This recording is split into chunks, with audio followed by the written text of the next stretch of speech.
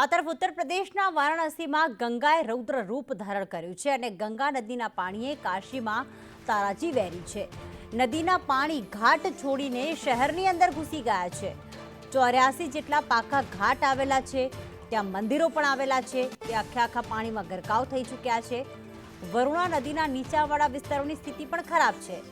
મણિકર્ણિકા ઘાટ પર પાણીમાં ગરકાવ થઈ ગયો છે અને લોકોના અંતિમ સંસ્કાર કરવામાં પણ મુશ્કેલી પડી રહી છે। અનેક ઘરો પાણીમાં અડધા ગરકાવ થઈ ગયા છે। લોકોને સ્થળાંતર કરવાની પણ અહીંયા ફરજ પડી રહી છે। તો એનડીઆરએફ અને સ્થાનિક તંત્ર દ્વારા લોકોની મદદ કરવામાં આવી રહી છે। ગંગાનું જળસ્તર ભયજનક સપાટીથી ઉપર પહોંચે તો હજુ પણ મુશ્કેલી વધી શકે છે।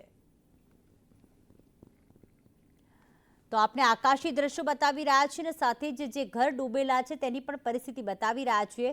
આકાશી દ્રશ્યોમાં આ ગંગા નદી આપ જોઈ રહ્યા છો કે જે આસપાસ જે મંદિરો આવેલા છે, જે ઘાટ આવેલા છે, તેને પણ પાર કરીને હવે રહેણાંક વિસ્તારમાં પહોંચી ગઈ છે।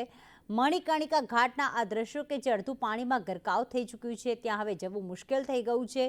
બોટ અત્યારે બંધ કરવામાં આવી છે। તો બીજી તરફ જે અમુક કેટલાક મંદિર આવેલા છે કાશી ખાતે કે આ ધર્મશાળાઓ કે રહેણાંક વિસ્તાર જે આવેલા છે તે પણ અડધા પાણીમાં ડૂબી ગયા છે। એનું કારણ એ છે કે અડધા મકાન જે પાકા મકાન છે, અડધા મકાન પાણીની અંદર છે। લોકો જે છે એ ઉપરના માળે કે ટેરેસ ઉપર બેઠા છે। આકાશી દ્રશ્યોથી આપ જોઈ શકશો કે કઈ રીતે ગંગા નદીએ રૌદ્ર સ્વરૂપ ધારણ કર્યું।